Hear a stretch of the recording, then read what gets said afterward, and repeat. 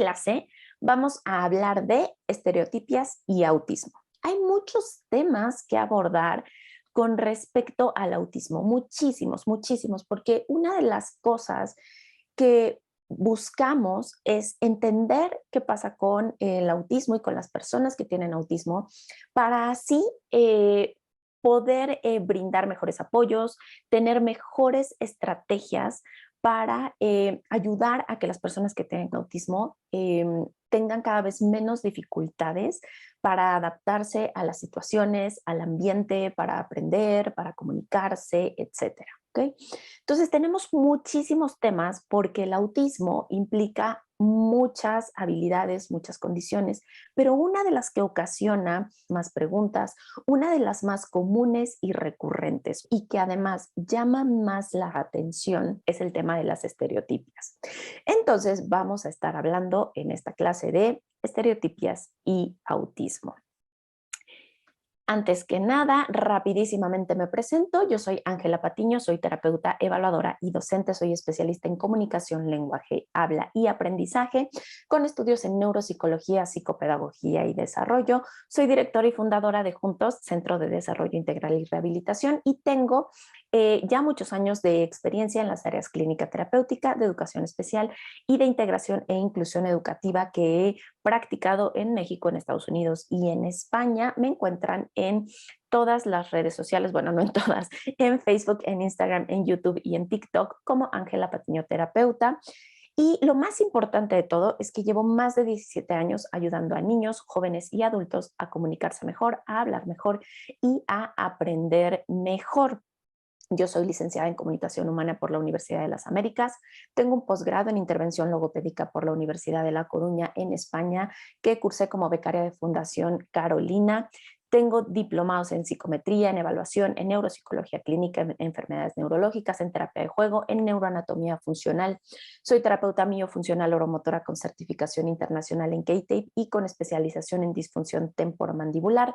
Tengo más de 12 años de experiencia en la implementación de comunicación aumentativa y alternativa, así como del uso de asistencia tecnológica con capacitación para la atención de disfunción visual cortical.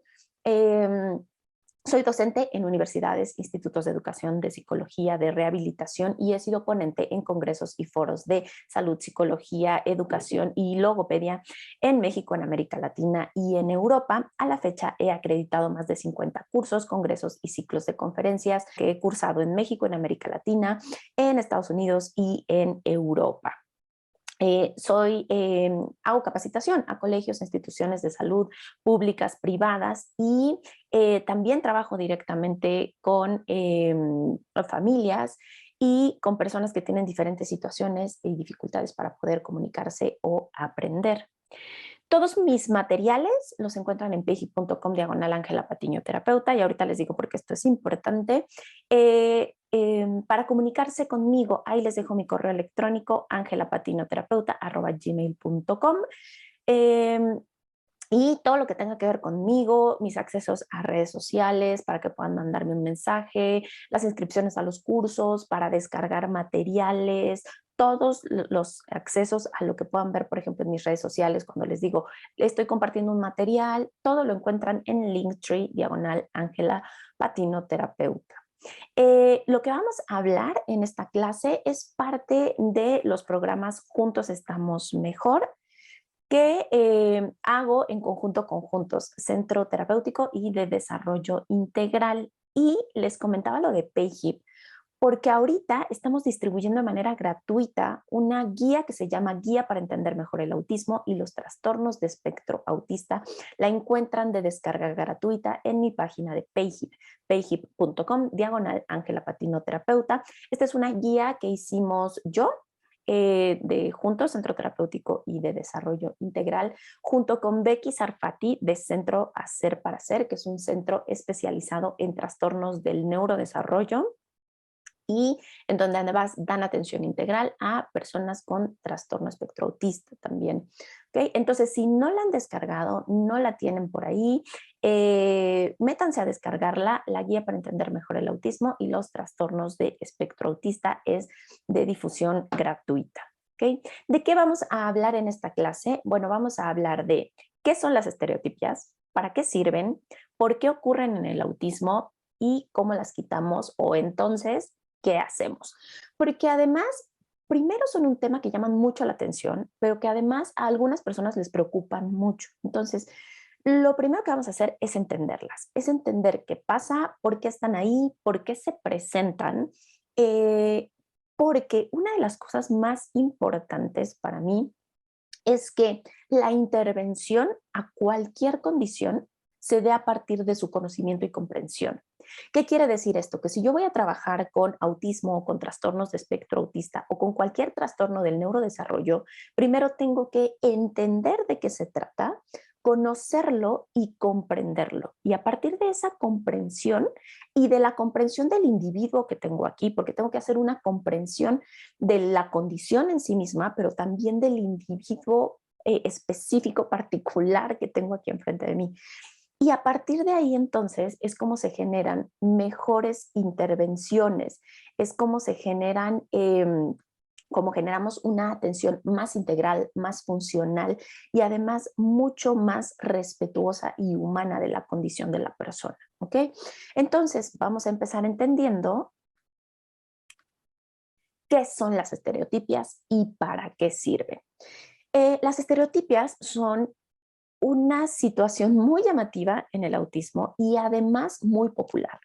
Seguramente muchos de nosotros, cuando pensamos en autismo, pensamos en ciertas conductas que tienen algunas personas. ¿Cómo identificas a alguien con autismo? Por estas conductas, ¿no? Mucha gente piensa en autismo y empieza a pensar en una persona que se balancea, en una persona que mueve las manos, en una persona que se agita, en una persona que tiene una manipulación extraña de los objetos, en una persona que presenta movimientos o conductas que se miran un poco raras, ¿vale? Las estereotipias son estos movimientos repetitivos y continuos que parecen no tener una funcionalidad o un fin o una finalidad. Parece, e insisto, parece que no tienen un objetivo real, que no tienen un objetivo funcional. Y digo que parece porque dentro de todo sí tienen un objetivo y una funcionalidad. Pero a nosotros que lo miramos desde fuera, las estereotipias nos parecen poco funcionales o nos parecen raras, ¿no? Son estos movimientos que pueden ser movimientos de manos, que pueden ser, sobre todo se da mucho en las manos, pueden ser también movimientos de pies, pueden ser movimientos corporales completos. eh, Son estos movimientos de balanceo, de aleteo de las manos, movimientos de dedos cerca de la cara, cerca de los ojos, movimientos, por ejemplo, con el pelo o con objetos, que parece que los objetos se usan sin una funcionalidad y que también hacemos movimientos raros, por ejemplo, lápices, plumas, incluso juguetes, hojas, y empezamos a tener estos movimientos que se observan raros. Las estereotipias son consideradas dentro de los criterios diagnósticos del espectro autista. ¿Okay? Cuando nosotros queremos diagnosticar o queremos saber si alguien se encuentra dentro del espectro del autismo o no, tenemos que saber si cubre o si cumple con los criterios diagnósticos de esta condición. ¿Vale? ¿Y cuáles son estos criterios diagnósticos? Son dificultades en la comunicación y el lenguaje, dificultades en la interacción social que se juntan para hacer algo que llamamos comunicación social. Entonces, hay dificultades en la comunicación social, hay dificultades en la flexibilidad de pensamiento, hay dificultades en la imaginación y la simbolización, conductas repetitivas como son las estereotipias y además algo que se suele llamar en los manuales diagnósticos de intereses muy intensos y restringidos. Ya después, en otros momentos, hablaremos de qué significan cada una de estas cosas y de dónde vienen o por qué están ahí y de qué otras formas se les puede llamar, ¿vale? Pero estos básicamente son los criterios diagnósticos. Adicionalmente, se ha agregado la presencia de dificultades de integración sensorial, que eso lo vamos a comentar aquí porque también tiene que ver con las estereotipias, ¿ok? Entonces, estas son las cosas que se presentan en el autismo. Para que yo pueda diagnosticar autismo, tengo que tener la presencia de todos estos elementos, ¿ok? Eh, Tengo que tener presencia de dificultades de comunicación social, que incluyen problemas de comunicación y lenguaje, problemas de interacción social, dificultades en la flexibilidad de pensamiento, que incluye los intereses muy intensos, muy restringidos y otras características, y la presencia de estos movimientos o estas conductas que conocemos como estereotipias, y la presencia o no de dificultades de integración sensorial. Entonces, las estereotipias sí son uno de los criterios diagnósticos de los trastornos de espectro autista o del autismo. Una cosa importante a saber es que todas estas características diagnósticas pueden presentarse en mayor o en menor medida dependiendo del individuo que yo tenga enfrente y que se van a manifestar distinto de persona a persona. No todas las personas con autismo van a manifestar estas características con la misma intensidad o con la misma severidad de dificultades. Hay personas que van a desarrollar muy bien ciertas habilidades y otras no. Hay personas que van a tener dificultad en todas las áreas y hay personas que van a tener mucha dificultad en unas de estas áreas y poquita en otras. Hay personas que, por ejemplo, estas estereotipias las van a tener muy marcadas, muy frecuentes, muy constantes, muy intensas. Y hay personas que van a tener muy poquitas de estas estereotipias, muy leves, se notan muy poquito, con muy poca frecuencia, depende de cada individuo. No podemos hablar de todos de manera general. Tampoco podemos decir, ay, es que mi hijo no se balancea o mi alumno no aletea o mi alumno no tiene conductas de autoestimulación o son muy leves y entonces no tiene autismo, porque no se presentan igual en todas las personas. No es un criterio diagnóstico del autismo que se balancee, por ejemplo. No es un criterio diagnóstico del autismo que aletee, por ejemplo. No es un criterio diagnóstico del autismo que camine en círculos. Esos no son criterios diagnósticos. Esas son posibles manifestaciones de estas características del trastorno de espectro autista. Y reitero, posibles, porque no es obligatorio que, pues es que se tiene que balancear mucho o poquito, que se tiene que balancear. No. Cada individuo va a tener estas manifestaciones de acuerdo con sus propias características y necesidades personales. ¿Ok? Entonces, las estereotipias son estos movimientos constantes y repetitivos que podría parecer que no tienen una funcionalidad. Pero yo allá abajo les puse la pregunta, ¿para qué sirven? Porque, ¿qué creen? Que sí sirven para algo o están ahí por algo. Y una cosa bien importante que tenemos que tener en cuenta es que no solo en las personas con autismo, sino en todos nosotros, todas las conductas que tenemos comunican algo. Si yo me comporto de cierta manera, realizo ciertas actividades o tengo ciertas conductas, voy a comunicar algo a través de estas conductas, de estas actividades y de estos comportamientos. Y esto no es la excepción en las personas con autismo. Las personas con autismo comunican a través de sus conductas, igual que lo hacemos todos. Y esto es mucho más notorio cuando tenemos dificultades de la comunicación y el lenguaje, porque la comunicación y el lenguaje expresados oralmente son conductas comunicativas, son conductas comunicativas orales, pero no son el único tipo de conducta comunicativa. Acuérdense, todas las conductas comunican algo. ¿Okay? Tenemos que ponernos a pensar entonces qué comunican estas estereotipias.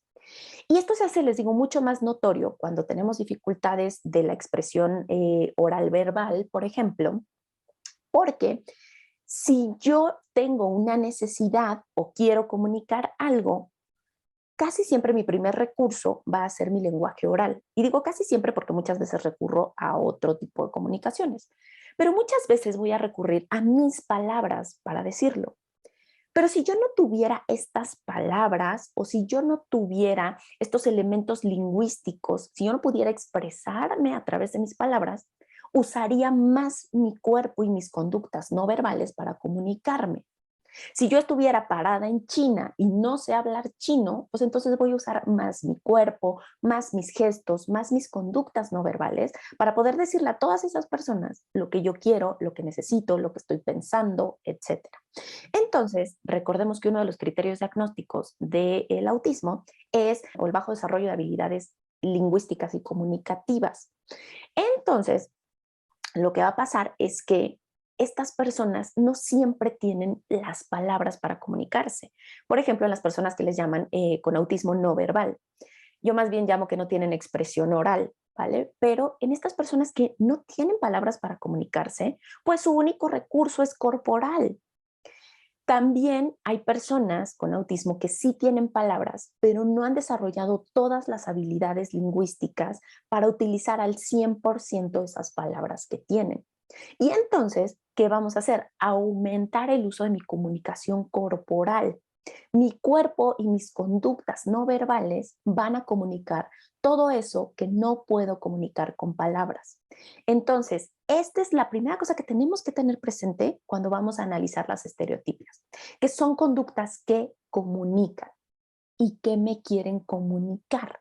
¿Ok? Vamos a entender entonces qué son todas esas cosas que tienen que comunicar las personas con autismo. Y las estereotipias están vinculadas con tres cosas. Pueden estar vinculadas con más, pero yo las voy a intentar agrupar en estas tres cositas. Con situaciones de integración sensorial, con comprensión de los eventos o las situaciones que hay a mi alrededor y con situaciones de manejo emocional. Les digo, pueden, dependiendo cada persona que esté explicando las estereotipias, se las puede explicar de distinta forma. Pero esta es la manera en la que yo encuentro más sencillo explicar de dónde vienen las estereotipias, para qué sirven y qué vamos a hacer con ellas. Vamos a empezar hablando primero de la integración sensorial.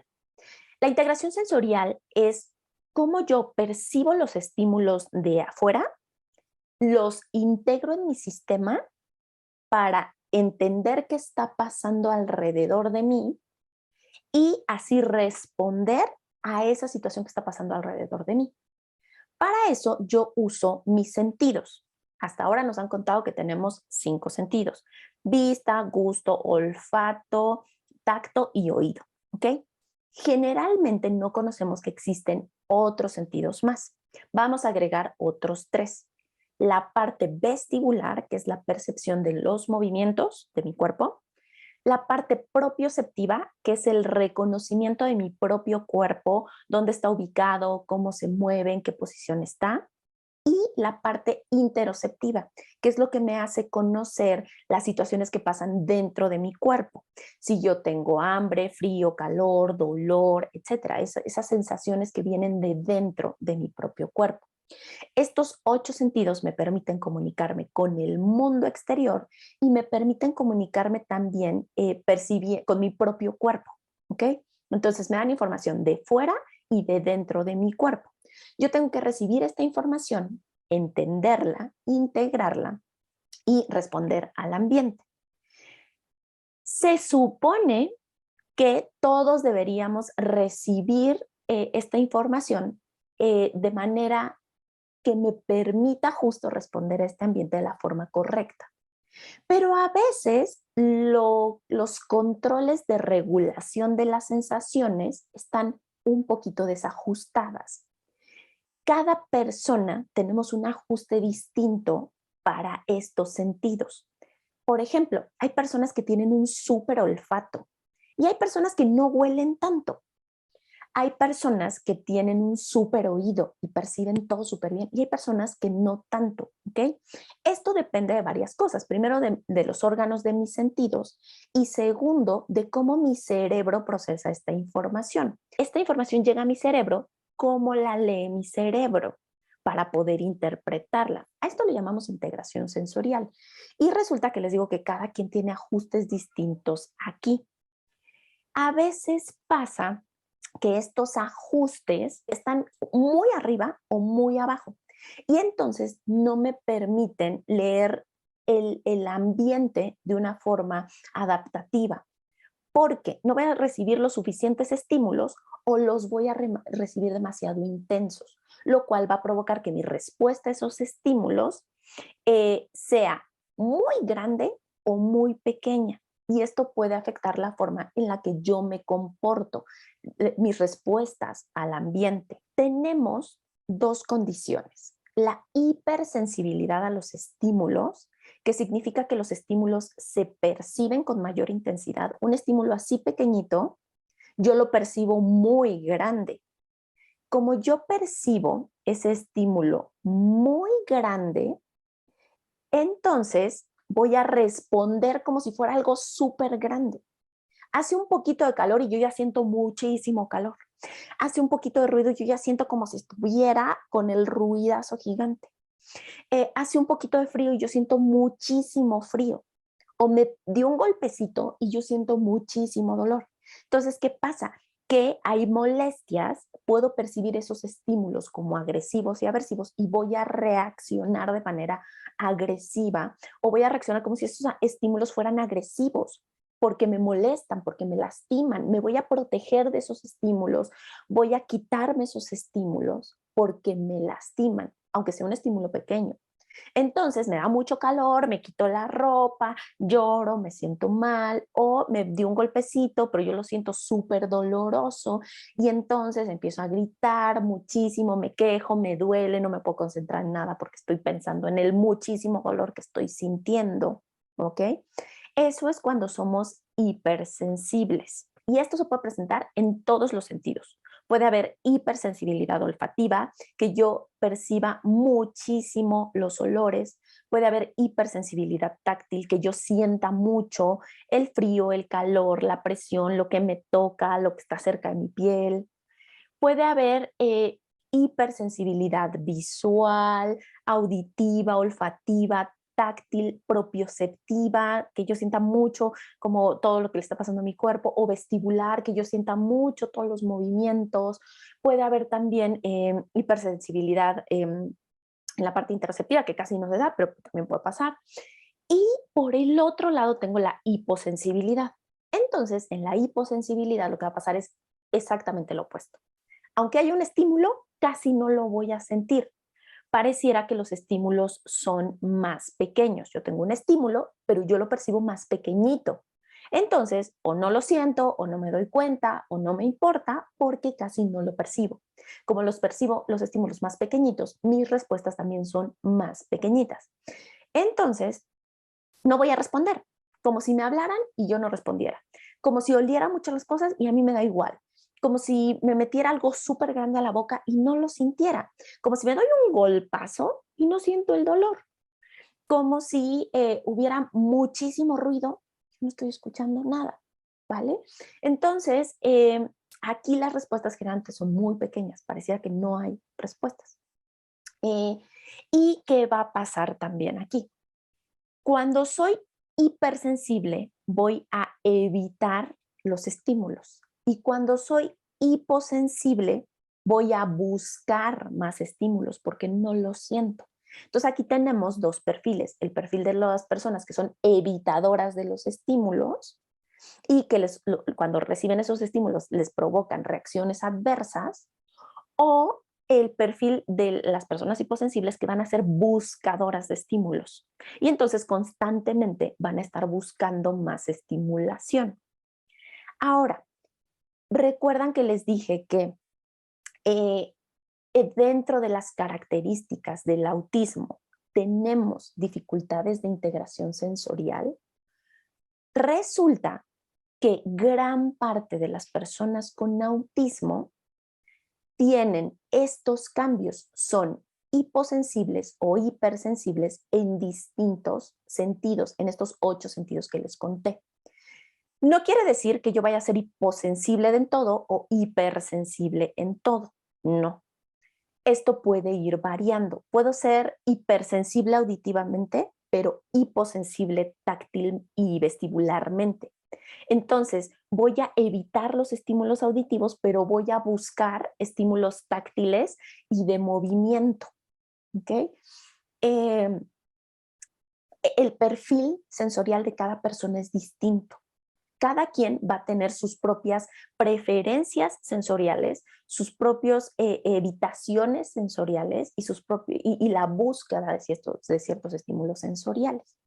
Ahora, si entendemos que las personas con autismo están percibiendo el mundo así, vamos a empezar a entender por qué se presentan algunas estereotipias.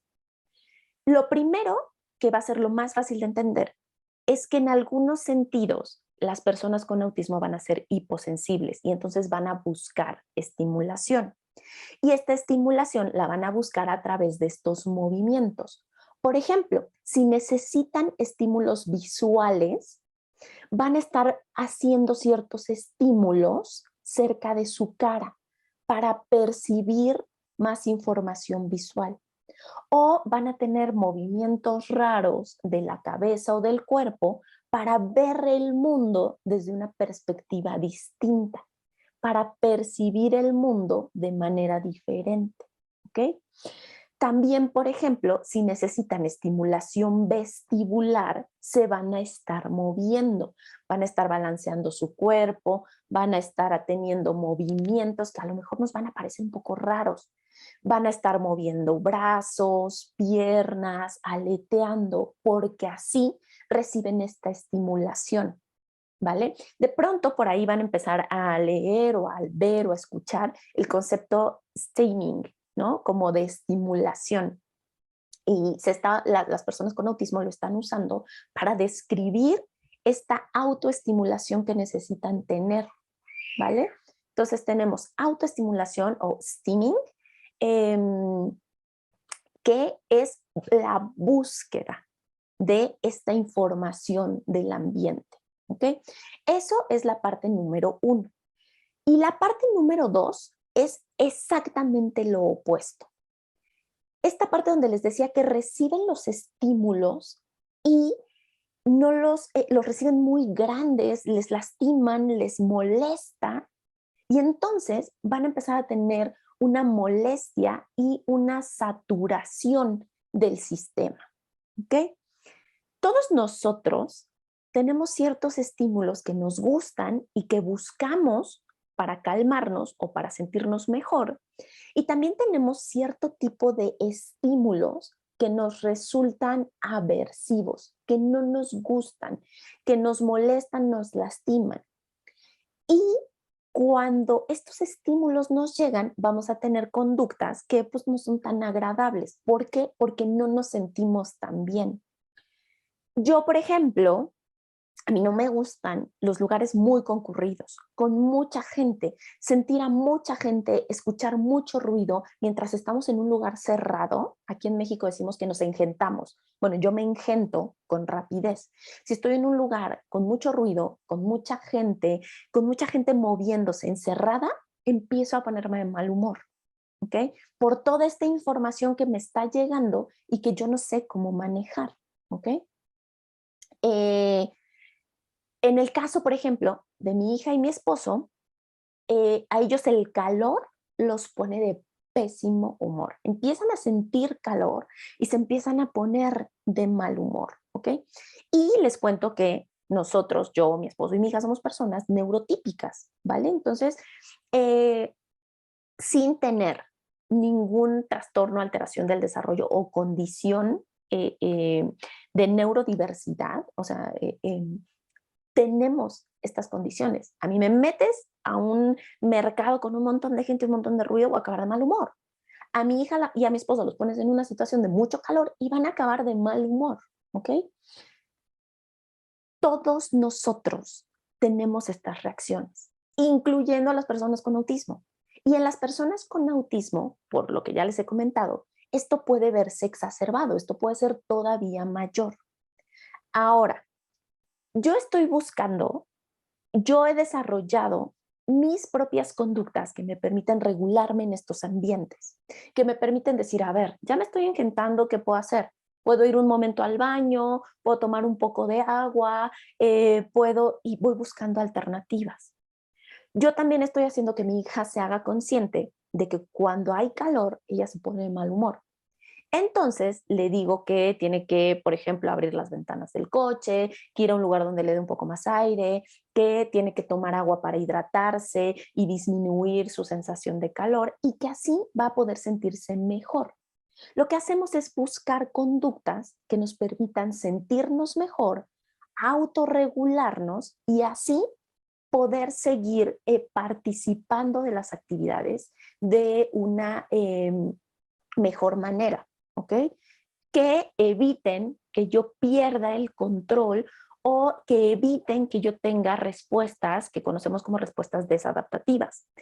Yo estoy buscando maneras en que mi hija evite tener berrinches porque se siente mal por el calor, que no son berrinches eh, eh, como no son este berrinche que todos catalogamos mal, de, ay, pues es que es bien mal educada y entonces tiene berrinches. No, es que ella se satura por ese calor, se pone de mal humor y entonces empieza a llorar y a contestar mal. Lo que yo estoy buscando es entender el porqué de la conducta de mi hija. No reprimirla, no regañarla, no reprenderla. Ah, ya estás otra vez de mal humor. No, es normal que esté de mal humor porque tiene mucho calor y yo ya sé que el calor la pone de mal humor. ¿Vale? Lo mismo pasa cuando tiene sueño o cuando está cansada, pero en este caso estamos hablando de estímulos sensoriales, pues ya sé que este calor la va a poner de mal humor. Y entonces buscamos alternativas que la hagan sentir mejor y la hagan tener mejores conductas o conductas más adaptativas para seguir participando de la actividad que estamos realizando. ¿Ok? ¿Por qué les cuento todo esto? Porque si se los cuento de una niña de 3 años neurotípica, no nos parece algo catastrófico, ni algo malo, ni algo incorrecto. Al contrario, buscamos alternativas para que esta niña neurotípica de 3 años se sienta mejor. Y entonces yo les voy a ir dejando a ustedes el siguiente cuestionamiento. ¿Por qué cuando esto pasa con una persona con autismo, lo vemos de una forma negativa? Porque no entendemos de dónde viene. Por eso gran parte de mi trabajo es aumentar la comprensión de dónde viene esto, para que empezamos a ver de dónde está viniendo y cómo puedo ayudar a resolverlo. ¿Ok? Otro ejemplo.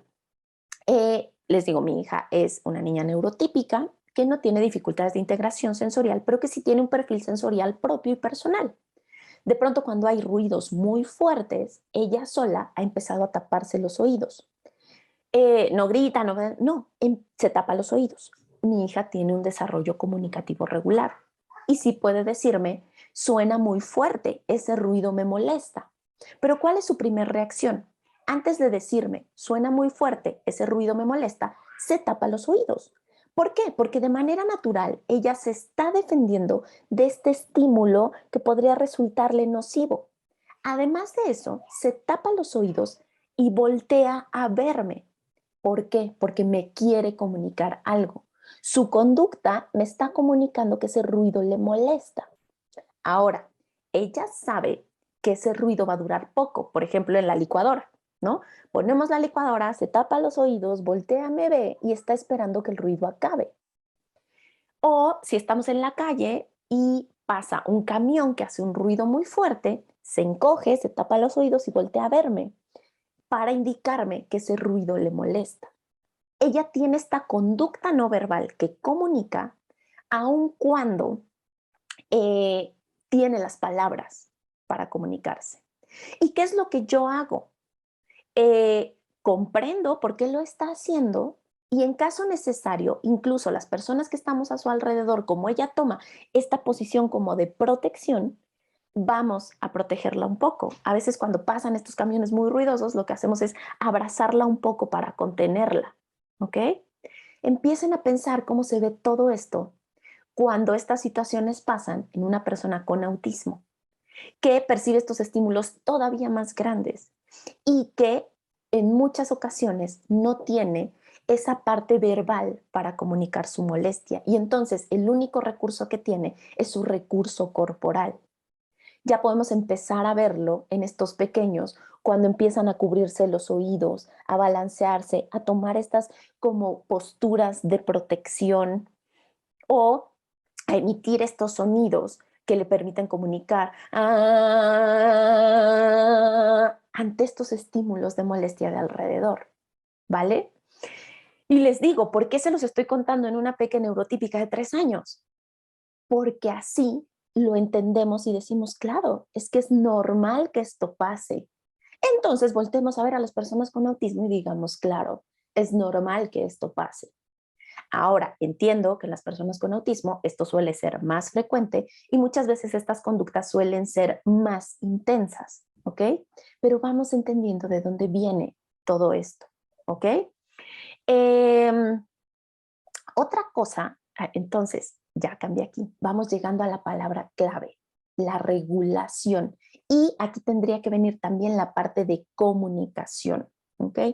Una de las cosas que suele pasar con los problemas de integración sensorial es que nuestra capacidad de adaptarnos a estos estímulos es menor. Yo les cuento que todos tenemos como unas jarritas que nos permiten aguantar ciertos estímulos, ¿no? Yo tengo una jarrita que, híjole, ya empezó a hacer calor, se me va llenando un poquito la jarrita. Híjole, ya empezó a hacer mucho ruido, se me empieza a llenar un poquito la jarrita. Híjole, ya empezó a haber mucha gente, les digo yo que me engento, ya empezó a haber mucha gente, se me llena más la jarrita. Y entonces esta jarrita se empieza a llenar. Si yo esta jarrita no la vacío, me voy a desbordar. Yo tengo conductas que ya conozco que me ayudan a regularme en esos contextos.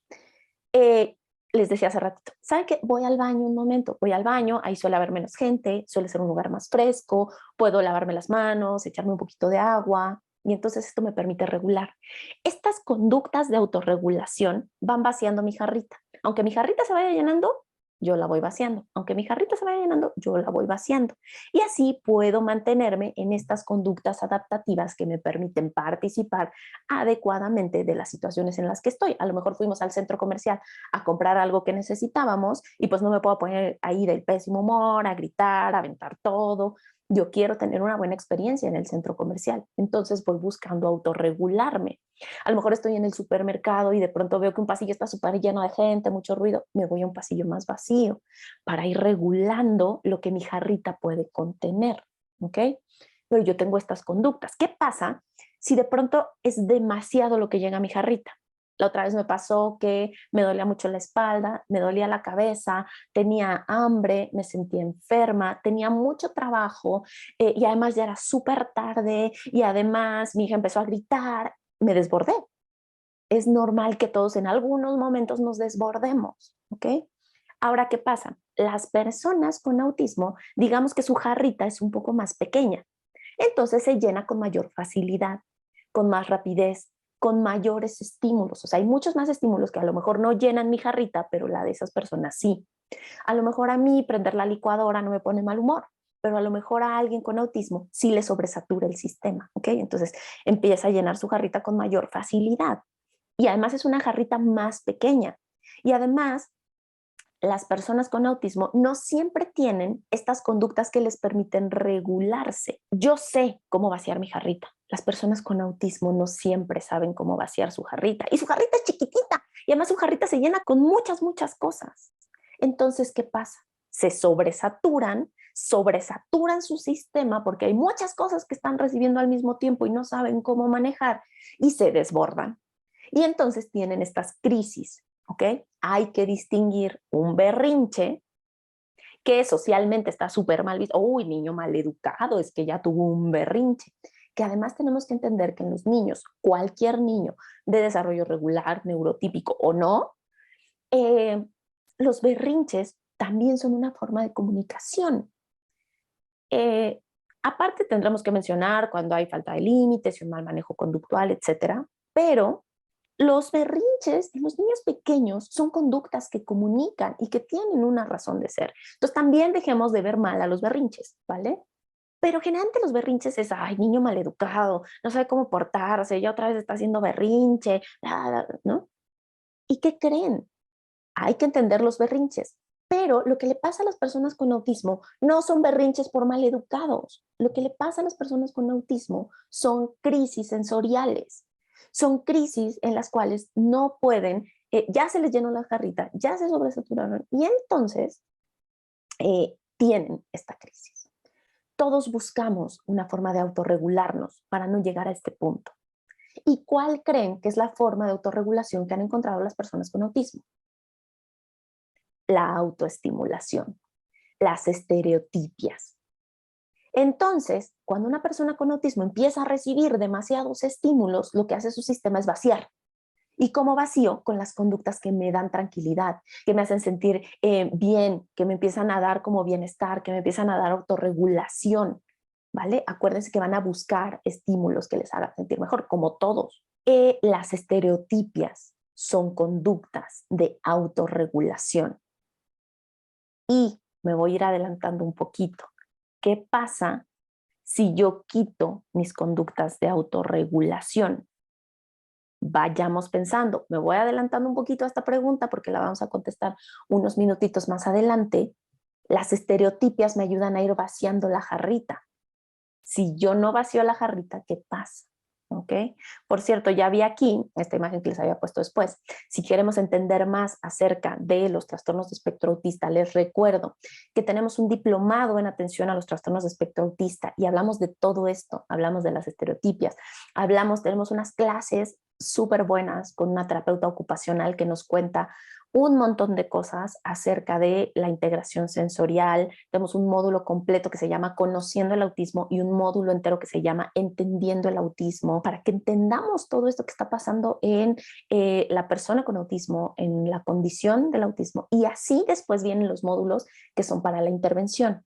Empezamos a conocer cuáles son las intervenciones y cuáles son las mejores intervenciones para el autismo a partir de este conocimiento de la persona con autismo y de la condición del espectro autista. Entonces, les recuerdo que tenemos este diplomado que justo coordinamos yo y Becky de Centro Hacer para Ser, Becky Sarfati y yo. Y tenemos también una psiquiatra que nos ayuda a entender toda la neurobiología del autismo, colaborando con nosotros en este diplomado. Está súper bueno, está súper completo. Se pueden inscribir en juntocentro.wisbu.com. Y si tienen dudas, preguntas o quieren saber otros medios de pago u otras formas de inscripción, escriban un mail a angelapatinoterapeuta@gmail.com, o ya saben que me pueden escribir en todas mis redes sociales, Facebook, Instagram, YouTube, TikTok. Bueno, escriban sobre todo por Instagram y por Facebook y les contesto directito con toda la información que necesiten. Ok, estamos aquí en la onda de la autorregulación y voy a darles otro ejemplo para que entendamos que esto no está tan mal, que la presencia de estereotipias en realidad no es tan negativo como se suele juzgar. Imaginemos, piensen que ustedes van a dar una conferencia súper importante para su trabajo, su carrera o lo que sea que hagan, que van a tener que dar una plática o una conferencia súper importante en un auditorio enfrente de miles de personas. ¿Empiezan a sentir como ese nervio dentro? Piensen ustedes. Voy a hablar de esto y de esto depende mi trabajo o mi futuro profesional o mi futuro personal. Voy a hablar un montón de cosas y ahí afuera miles de personas. Y además está mi jefe y además hay una persona que yo admiro muchísimo en mi campo laboral. O imagínense que van a cantar enfrente de un montón de personas y hay unos cazatalentos. O piensen cómo empiezan a sentir esta parte emocional, un poco de ansiedad, un poco de emoción, un poco de angustia, un poco de estrés. Puede ser estrés del bueno o del malo, del que quieran, pero que empiezan a sentir este estrés, un poco de angustia. Además puede haber emoción, pero además puede haber mucha preocupación, ¿no? Ahora pensemos que esto lo está haciendo el CEO de una empresa internacional buenísima, ¿no? Una persona que tiene mucha experiencia en las conferencias, que tiene mucha experiencia en hablar con mucha gente, que además tiene un puesto muy importante y que además tiene un desarrollo profesional muy importante. Pensemos que es un súper empresario o un súper ejecutivo y que nos lo encontramos atrás del escenario antes de dar su conferencia y que lo vemos viendo al suelo un poco, viendo al cielo un poco, tronándose las manos, balbuceando un poco lo que va a contar, lo que va a decir, ¿verdad? Caminando de un lado para otro. En 5 minutos entra a su conferencia y 5 minutos antes está detrás del escenario, caminando un poco en círculos, tronando los dedos, agitando un poco las manos, viendo al suelo, viendo arriba, no está viendo a nadie, está hablándose a sí mismo, se muerde un poco los labios, hace un poco de gestos, mueve un poco la boca, se sigue paseando, se mueve, cuando se queda quieto empieza a balancearse un poco, tiene una pluma con una hoja para hacer notas y mueve un poco la pluma y está pensando. ¿No se les viene a la cabeza la imagen de alguien con autismo que está haciendo esto mismo, por ejemplo, en un salón de clases, por ejemplo, en un patio de juegos, por ejemplo, mientras está haciendo fila en un centro comercial, por ejemplo, cuando va a exponer en la escuela? ¿No se les viene a la cabeza estas conductas que tienen las personas con autismo? Pero ¿qué creen? Que si yo viera que lo está haciendo el CEO de Nestlé justo antes de dar una conferencia en frente de un montón de gente importante, no lo vería de manera negativa. Estaría pensando que esa persona se está preparando para lo que viene. Y este prepararse le quita los nervios, le quita la angustia, lo hace sentir más seguro, lo hace sentir más tranquilo. Y como ya tuvo este momento allá atrás, le dicen, listo, sube, voltea y sale y habla. Y entonces ya no trae este nervio, ya no trae este estrés, ya lo vació allá atrás, ya se preparó, ya se sintió más seguro, más tranquilo. Y esa conducta que tuvo 5 minutos antes de entrar a hablar al escenario es lo que le permite ahora participar de una mejor manera de esta actividad que está realizando ahora. Imaginemos que antes de entrar, yo volteara y le dijera, oye, ¿qué crees? No puedes caminar por aquí. No puedes agitar las manos. Ay, la pluma tampoco la puedes agitar. No puedes hacer esos ruidos con la boca. ¿Con quién estás hablando? A ver, mírame. No tienes que mirar ni al suelo ni al techo. Es que mira a la persona que está aquí a tu alrededor. Mira a la persona que está ahí justo enfrente de ti. No, no puedes mirar a otro lado. No puedes que no camines, que no te muevas, no muevas la pluma, no muevas las manos. ¿Por qué estás haciendo esos ruidos? ¿Por qué estás balbuceando? Y que yo le digo, a ver, prohibido balbucear, moverse, agitar las manos, agitar la pluma, prohibido ver al suelo, prohibido ver al techo. ¿Con qué herramienta lo estoy dejando? No le estoy permitiendo vaciar su jarrita, no le estoy permitiendo prepararse para lo que viene, no le estoy permitiendo tener estos recursos de autorregulación. Se los corto. Te vas a quedar aquí parado, en este lugar, calladito y viendo a la persona que está enfrente de ti. Imagínenselo cuando suba al escenario, si no pudo vaciar su estrés allá abajo. Imagínenselo cuando suba al escenario y no haya repasado mentalmente su discurso, porque a lo mejor allá atrás estaba repasando mentalmente su discurso. Va a subir súper nervioso, súper estresado, súper ansioso, más inseguro. Ahora pensemos que todos nosotros tenemos estas conductas, ¿vale? Yo me acuerdo que cuando yo estaba en la universidad, tenía que permanecer muchas horas sentada trabajando, lo mismo cuando trabajaba en una oficina. Y no me podía mover para todos lados, pero yo soy una persona que se mueve mucho. Ustedes lo notan cuando yo estoy hablando ahorita en la cámara, me muevo mucho. Tenía que estar quieta. Entonces, ¿qué empezaba a hacer? A mover la pierna. Hace mucho que no lo hago porque ahora desahogo mi necesidad motora de una forma distinta. Pero cuando estoy sentada, por ejemplo, mucho tiempo en un solo lugar sin poder moverme, muevo así mi pie. Esto que está haciendo mi mano es lo que yo hago con mi pie. Y esto me ayuda como a mantenerme tranquila y regulada.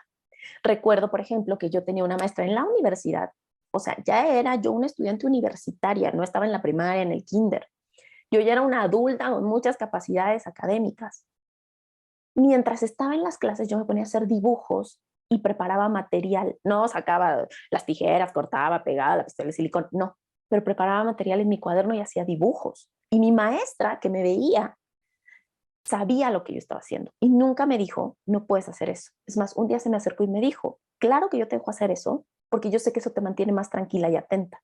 Yo sé que tú, al estar teniendo esta alternativa, te regulas y entonces puedes poner atención a lo que yo estoy diciendo. No es que no me estés poniendo atención, es que esto te ayuda a tener más atención. Si yo no te dejo hacer esto, tú no me vas a prestar atención porque vas a tener una necesidad no satisfecha.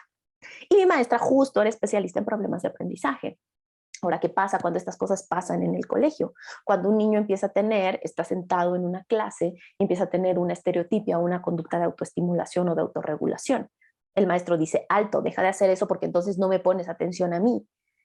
Es como si el estar moviendo las manos distrajera la atención del niño y entonces el maestro dice, este niño está poniendo atención en sus manos y no me está poniendo atención a mí, cuando es al revés. Esta estereotipia permite la regulación y hace que el niño pueda prestar más atención al ambiente. Ahora, hay que poner las condiciones adecuadas para que esto sea así, para que la estereotipia no resulte un distractor, sino una autorregulación. Lo que quiero aquí es que entendamos por qué están pasando todas estas cosas y para qué sirven. Entonces, ya les he explicado aquí esta cuestión de la integración sensorial, ya también estuvimos hablando del manejo emocional de algunas situaciones, como de angustia, de estrés, pero ¿qué creen? Las estereotipias también se dan cuando la persona con autismo está muy contenta. Se pone muy contenta y empieza a brincar y a aletear, ¿no? O empieza a moverse, o empieza de gusto, porque necesita manifestarse esta emoción que está sintiendo, necesita tener una conducta que manifieste esta parte emocional que está teniendo. Y recordemos que la parte comunicativa está limitada. Entonces, esto nos da la idea de ir pensando en recursos. A ver, si la parte comunicativa está limitada y se tiene que comunicar a través de las estereotipias, ¿qué pasa si yo le doy otra forma de comunicación? ¿Qué pasa si yo empiezo a utilizar recursos de comunicación aumentativa y alternativa para que en lugar de tener que comunicarse corporalmente a través de la estereotipia, o sea esa su única forma de comunicación, que esta persona tenga otras maneras de comunicar? ¿Qué pasa si la estereotipia es la forma de que pueda poner atención? ¿Podemos conseguir esa atención dándole otros recursos? ¿Podemos conseguir esa regulación sensorial, corporal, emocional a través de otros recursos o de otras maneras? Porque la persona con autismo usa lo que tiene. ¿Y qué pasa si yo le brindo más recursos, más estrategias para regularse, para expresarse? ¿Okay? Y la otra cosa es que muchas veces las estereotipias se presentan como muestras de ansiedad por la cuestión del manejo emocional cuando hay una falta de comprensión de la situación. Es decir, yo no entiendo qué está pasando aquí y entonces eso me pone ansioso y entonces necesito regularme y entonces tengo una estereotipia. ¿Ok? También pasa cuando no tiene otra cosa que hacer, cuando están aburridos o cuando no pueden concentrarse en una tarea, los dejamos haciendo una tarea sin supervisión y resulta que esa tarea era muy compleja para que la hicieran ellos solitos, entonces dicen, chin, ya no entiendo qué tengo que hacer, ya me perdí en esta actividad, mejor me voy y hago algo que pues me permita sentirme bien, que es la autoestimulación, que es la estereotipia, ¿ok? Pero ¿qué pasa si en lugar de ponerles una tarea muy compleja que no entiendan, le pongo una actividad presentada de la forma correcta que pueda entender y decir, claro, sí la puedo hacer, claro, sí puedo responder esto? Aquí funcionan mucho, por ejemplo, en la organización de materiales tipo Teach, por ejemplo. Estos materiales que le permiten al alumno entender qué es lo que tiene que hacer. ¿Qué tengo que hacer aquí? Ya lo entendí, lo puedo hacer. Aquí funciona mucho saber en qué nivel está trabajando mi pequeño. Aquí funciona mucho la organización espacial. Yo sé que aquí tengo que hacer esta tarea y que cuando acabe esta tarea no tengo que hacer 500 hojas más. Yo recientemente le decía a una maestra, si tú no delimitas la cantidad de actividad que tiene que hacer el pequeño, lo vas a angustiar. Si yo llego y te digo, tienes que pelar estas 3 papas y te doy 3 papas, tú sabes que son 3 papas y que cuando se acaben esas 3 papas ya terminaste la actividad. Eso no te agobia. Pero si yo te meto a una bodega de papas y simplemente te digo, vamos a pelar papas, tú no sabes si vas a pelar 3, 10 o la bodega entera. Y eso te genera angustia y estrés y ansiedad. Y tú dirás, no es lógico, pero ¿y si sí? Y una persona con autismo va a decir, le presentas un cuaderno completo con un montón de recortes y dice, ¿tengo que llenar todo ese cuaderno? Y a lo mejor alguien va a decir, ay, no, es que es lógico que tenía que llenar 2 o 3 páginas. Bueno, no, no siempre es tan lógico. En cambio, si yo a la persona con autismo le presento una página con 3 recortes o con 10 recortes y tiene que trabajar en esa página con esos 10 recortes, se acaba, se quita esa página, ya sé que acabé la actividad. Y ya sé que no tenía que pelar una bodega de papas, sino 3. Ya sé que no tenía que llenar todo el cuaderno, sino hacer esta hoja con estos 10 recortes. Y eso les da más tranquilidad, más seguridad. Entonces, aquí hay una cosa importante. El individuo tiene que entender esta situación. Tiene que entender la tarea, la actividad que le estamos pidiendo, porque así se siente más tranquilo y más seguro. De nuevo, ¿qué pasa si no entiende lo que está pasando a su alrededor? Se desborda. Empieza a sentir angustia, ansiedad, estrés, se nos desborda, tiene estas crisis sensoriales o busca la autorregulación a través del estereotipo. ¿Okay? ¿Qué otra cosa pasa aquí? Yo les decía, por ejemplo, mi hija se tapa los oídos con la licuadora. Mi hija sabe que la licuadora va a estar prendida 15 segundos, un minuto. Una persona con autismo no sabe cuándo va a parar esa licuadora. Tiene que comprender la situación. Porque mi hija no empieza a gritar como si no tuviera motivo. Porque lo que lo tiene, lo tiene. ¿Por qué no empieza a gritar cuando prendo la licuadora? Porque entiende que esa licuadora se va a apagar en medio minuto y que ya puede aguantar ese medio minuto cubriéndose las orejitas. Listo, ya pasó. Pero ¿qué pasa si una persona con autismo no entiende eso? ¿Qué pasa si para una persona con autismo prendes una licuadora o un secador de manos o la aspiradora y no sabe cuánto tiempo va a estar ahí? Va a tener una conducta poco adaptativa. A lo mejor sí se pone a gritar, a lo mejor se tira al piso, a lo mejor empieza a hacer muchos movimientos y muchos ruidos, ¿ok? Porque necesita esta regulación, ¿ok? Porque necesita, lo que está diciendo es, necesito sentirme mejor, necesito volver a estar tranquilo, ¿ok? ¿Qué otra cosa tenemos que considerar aquí? Tenemos que considerar, por ejemplo, los periodos de atención. Muchas veces los pequeños con trastornos del neurodesarrollo tienen periodos de atención más limitados. Y entonces, ¿qué pasa si yo intento que haga una actividad larguísima, larguísima, larguísima? ¿Qué va a pasar? Pues que lo voy a perder a los 3 minutos, porque a los 3 minutos ya dejó de poner atención y entonces ya necesita esta conducta y entonces ya presenta el estereotipo, entonces ya se levanta del asiento, entonces ya empieza a caminar por el salón, entonces ya empieza a tener estas conductas verbales, ya deja de ponerme atención, empieza a empujar las cosas, empieza a moverse. Pero ¿qué pasa si yo esa actividad, que es muy larga, la divido en 4 pedacitos, cada pedacito con un principio y un fin bien delimitados? Y en ese pedacito, él puede centrar toda su atención, detenerse un momento, regularse un poco, volver a empezar la siguiente, poner toda su atención, empezar, terminar, detenerse un momento, regularse, incluso podemos brindarle algún elemento. Podemos darle, por ejemplo, un material, una pelota, un pop-it, algo, una de estas cositas, un spin que gira, entonces lo tiene, lo gira un momento, se me relaja un poquito, respira, alejamos un poco el regulador sensorial, quitamos el pop-it, el spin, el slime, lo que sea que tenga, le pedimos que inicie el siguiente pedacito de actividad, pone atención, se concentra, termina su actividad y entonces ahora otra vez puede volver a regresar a esto que le da más tranquilidad, a su spin, a su pop-it, al movimiento, ponerse de pie, caminar un poquito, regresar y otra vez concentrarse. Acuérdense que eran 4 pedacitos. En el último pedacito de actividad, poner atención, concentrarse.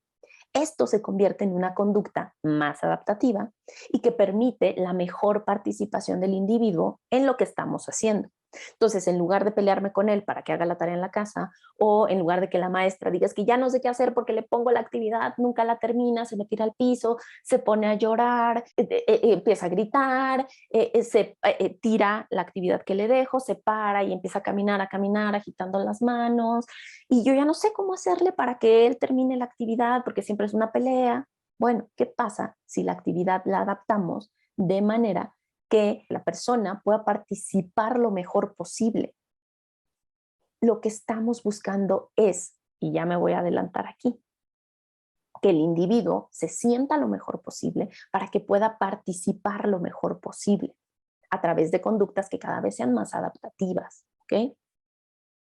Entonces, ya me fui adelantando. ¿Cómo quitamos las estereotipias? Yo espero que para este momento de la charla, la respuesta que ustedes den a cómo quitamos las estereotipias es: no quitamos las estereotipias. Mi trabajo, y yo se lo digo siempre a los papás que vienen conmigo, mi trabajo no es quitarle las estereotipias a tu hijo, porque entonces le estaría quitando recursos, voy a quitarle sus herramientas de autorregulación y entonces lo voy a desbordar. Yo no quito estereotipias. Y entonces, ¿qué hacemos? Bueno, pues entonces hacemos lo necesario para que la persona se sienta mejor, buscando el desarrollo de habilidades y buscando que cada vez pueda usar conductas más adaptativas que permitan que este individuo participe mejor de las actividades y los eventos que estamos realizando. ¿Ok? Las estereotipias van a disminuir, son el único recurso que el individuo tiene. Si yo le doy más recursos, el uso de las estereotipias disminuye. Si yo solo tengo estereotipias, pues solo voy a usar estereotipias. Pero si yo tengo formas de comunicación, si yo desarrollo mi lenguaje oral verbal, si yo tengo herramientas de comunicación aumentativa y alternativa, si yo tengo formas de regularme sensorialmente, si yo tengo recursos que me permitan entender mejor la situación, si las tareas y actividades y eventos de los que participo están presentados de una forma en las que yo puedo comprenderlas y participar mejor de ellas, si yo tengo más recursos emocionales, de manejo emocional para entender mejor mis emociones y expresar mejor mis emociones, entonces yo ya tengo un bonche de recursos, una maleta grande de recursos que puedo utilizar. Y entonces el único recurso que antes tenía, que era la estereotipia, ya forma parte de esta maleta de recursos, no es el único. Yo ya tengo muchos, uno de esos es la estereotipia. ¿Y voy a seguirla utilizando en algunos casos? Sí, porque en algunos casos voy a necesitar de esa regulación que me da la estereotipia. ¿Qué creen? Cuando ustedes se muerden las uñas, cuando los que fuman salen y se fuman un cigarro, cuando nos tronamos los dedos porque estamos nerviosos, cuando empezamos a jugar con nuestro pelo, yo moviendo mi piecito, y cualquier otra de estas conductas que ustedes piensen que tienen ustedes o que tienen alguna persona que ustedes conocen, son conductas de autorregulación, son conductas de stimming, igual que las estereotipias que presentan las personas con autismo, solo que generalmente son socialmente más aceptadas, solo que generalmente son conductas más adaptativas, solo que generalmente se presentan con menos intensidad o con menos frecuencia o hasta medio ocultitas. Yo cuando muevo mi piecito abajo de la mesa, no se ve que estoy moviendo, no es que yo empiece a mover la mano aquí, es que muevo el piecito abajo, entonces está medio oculto, se nota menos.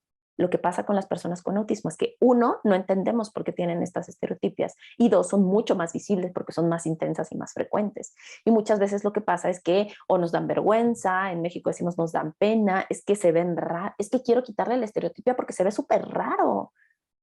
Bueno, tú cuando te muerdes las uñas tampoco te ves tan bonito, ¿no? Pero es ligeramente más aceptado socialmente que alguien se muerda las uñas. Entonces, aceptación y entendimiento, mejor darle más recursos, más estrategias sensoriales de la comprensión de la situación, del manejo de tareas, eventos, del manejo emocional, que permitan que esta persona se comunique mejor. Aquí, terapia de integración sensorial para quien lo necesite, aplicación de dietas sensoriales en casa, conocer el perfil sensorial que tiene la persona con autismo, qué estímulos le resultan más aversivos y qué estímulos le reconfortan, qué tipo de estímulos, de cuál de estos sentidos necesita apoyo y cuál de estos sentidos nos puede servir para regularlo. Anticipación ayuda muchísimo, que nosotros nos anticipemos. Yo ya sé que si voy a un lugar con mucho calor, tengo que llevar una botellita de agua, tengo que llevar ropa fresca, tengo que llevar una forma en que mi hija se ventile, porque esto nos va a permitir que ella se regule. ¿Ok? Entonces, anticiparnos. Y ella solita ya se va anticipando también. Ella solita ya me dice, mamá, ¿vamos a ir a carretera o no? Ya sé que en carretera no abrimos las ventanas. ¿Vamos a ir a carretera o no? No. Entonces ábreme la ventana, por favor, porque tengo calor. Y ella solita ya como que se va anticipando. Mamá, ¿estamos en carretera? Sí. Entonces prende el aire. Ella solita ya va viendo en qué situación puede utilizar cada uno de los recursos, ¿vale? Ella solita ya sabe que en ciertas situaciones se tiene que quitar la ropa y ella misma, ¿y por qué te estás quitando la ropa? Porque tengo mucho calor y me siento mal. Ok, ella está buscando sus propios recursos, se quita, se acomoda, se pone más fresca. Lo mismo tenemos que hacer con las personas con autismo. Irnos preparando nosotros e irlos preparando a ellos, que ellos solitos sepan anticipar cuándo va a haber ciertas situaciones, que ellos conozcan que a lo mejor si voy a ir a la clase de educación física puede haber ciertos estímulos, el silbato del maestro, los balones botando, ¿qué puedo hacer en esa situación que me va a resultar un poco molesta para autorregularme? Anticipación muchísimo, uso de apoyos visuales muchísimo, ayudarles a entender los eventos, nosotros presentarles las tareas de una mejor manera que sea más comprensible para ellos y darles recursos de manejo emocional, ¿ok? En ocasiones vamos a necesitar apoyo de algún psicólogo, de algún especialista, pero también podemos aplicar ciertos recursos en casa para que conozcan mejor sus emociones y tengan formas de expresar cómo se sienten, ¿ok? De pronto hay conductas que decimos que a lo mejor en otra persona nos resultarían preocupantes, pero por ejemplo yo la semana pasada estaba trabajando con un peque que cuando apagamos la canción que le gustó, se regula muy bien con música, cuando apagamos la canción empezó a gritar, empezó a llorar, empezó a aventar las cosas, empezó a balancearse y cuando nos acercábamos a él, ¡nah! Empezaba como a golpear un poco, pero ya sé que a lo mejor van a decir, ay, qué conducta tan problemática y no te angustiaste, no te... No, primero siempre hay que mantener la calma, ¿no? Pero en el momento en el que él empezó a balancearse, se detuvo un momento y gritó, estoy enojado, no saben el alivio que sentí. Porque este pequeño cada vez tiene más recursos para comunicar sus emociones. Primero, ya identificó que está enojado. Y segundo, ya lo pudo expresar verbalmente. Entonces nos dijo, estoy enojado y entonces pues ya tuvimos cierto manejo, estás enojado porque se terminó la música, ¿qué puedo hacer para que te sientas mejor? Yo creo que puedo y le ofrecí 2 o 3 opciones y ya empezamos a hacer un manejo de esa situación. Pero el hecho de que pudiera decirme estoy enojado fue un súper paso porque este pequeño tiene muy poca comunicación verbal. Estas cuestiones de manejo emocional, si les damos recursos comunicativos, nos van a ayudar muchísimo con la disminución de estereotipias. La autorregulación y la comunicación de conductas son la clave aquí, ¿ok? De nuevo, por si no nos había quedado claro, no quitamos estereotipias, ayudamos a la persona a sentirse mejor y buscamos conductas más adaptativas que permitan una mejor participación del individuo. De esta manera, al tener más recursos, el uso de estereotipias como único recurso de regulación, de control emocional, conductual y de comunicación va a disminuir. Les recuerdo que tenemos un diplomado en atención a los trastornos de espectro autista, también tenemos un par de cursos sobre esto, tenemos un curso de elaboración y uso de apoyos visuales. Los apoyos visuales son una súper gran herramienta conductual, emocional, comunicativa, de autorregulación, de aprendizaje para todos y para las personas eh, con trastornos del neurodesarrollo, con trastornos de espectro autista, son una súper herramienta. Nos pueden servir para muchísimas condiciones, síndrome de Down, espectro autista, problemas de aprendizaje, trastornos del lenguaje, etcétera. Y son una de las claves fundamentales para la intervención, el apoyo y el trabajo con personas de espectro autista. Entonces, si necesitan saber cómo hacerlos y cómo usarlos, tenemos este curso, taller de elaboración y uso de apoyos visuales. Todos los cursos los encuentran en la plataforma juntocentro.wisbo.com. Si necesitan más información acerca de ellos, escriban un mail o escriban un mensajito por todas las vías que tenemos de contacto. Para profesionales de la salud y de la educación que trabajan con personas con autismo, tenemos un curso de pruebas para la detección del autismo que también encuentran en juntocentro.wisbo.com. Y si quieren más información, ya saben, angelapatinoterapeuta@gmail.com. El diplomado de autismo es para profesionales de la salud y la educación que trabajan con personas con autismo, y también recibimos a familias, a padres, madres, a familiares. Hay una parte que es exclusiva para los profesionales, pero la mayor parte del diplomado es tanto para profesionales de distintas áreas, psicólogos, pedagogos, psicopedagogos, maestros, terapeutas de lenguaje, terapeutas de aprendizaje, terapeutas físicos, etcétera, etcétera. Y para familias, recuerden que todos mis materiales los encuentran en peji.com/Ángela Patino Terapeuta, incluyendo nuestra guía gratuita para entender mejor el autismo y los trastornos de espectro autista. La descargan gratis en peji.com/Ángela Patino Terapeuta. Y si no, mándenme un mensajito y les mando el link para que puedan ahí descargar. Y mis cursos, ya saben, juntocentro.wisbo.com. Todos estos cursos de autismo los estamos realizando además con Becky Sarfati de Centro Hacer para Hacer. Síganme en todas mis redes, Ángela Patiño Terapeuta, en Facebook, Instagram, YouTube y TikTok. Y si quieren mandarme mails, angelapatiñoterapeuta@gmail.com. Todo lo que hago, materiales, links a redes, carpetas, luego comparto carpetas con materiales, todo lo encuentran en Linktree /Ángela Patino Terapeuta, ¿ok?